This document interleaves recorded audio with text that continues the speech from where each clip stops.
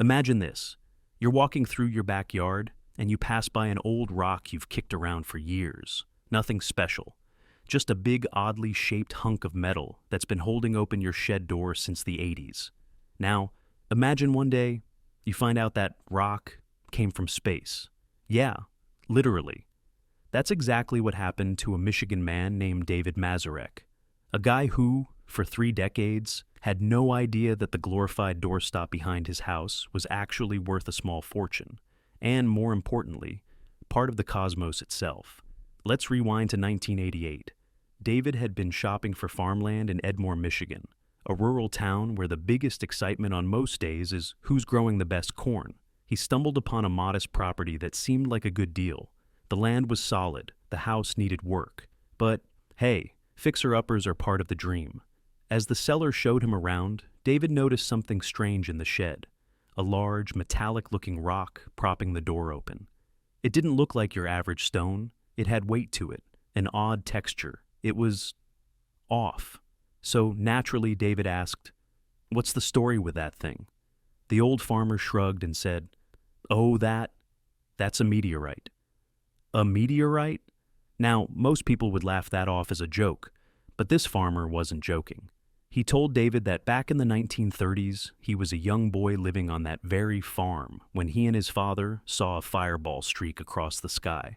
The next morning, they tracked it down and found a crater in one of their fields.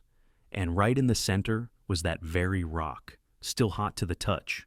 They pulled it from the earth, not knowing what exactly it was. But being practical, blue-collar folks, they figured, hey, it's heavy, it'll hold a door open.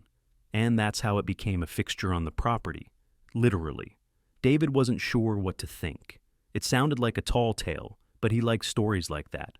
When the farmer offered to throw it in with the property, David took it without a second thought. For the next 30 years, that space rock sat quietly by the shed door. Rain, snow, shine. It stood its ground. Neighbors asked about it. Kids took it to school for show and tell. People marveled at how strange it looked. But no one ever did anything about it until 2018. That year, a meteor shower lit up the Michigan skies. Social media buzzed with videos, photos, and reports. And that's when something clicked in David's mind. Wait a second, he thought. What if that old guy wasn't just making stuff up? What if that thing really came from space?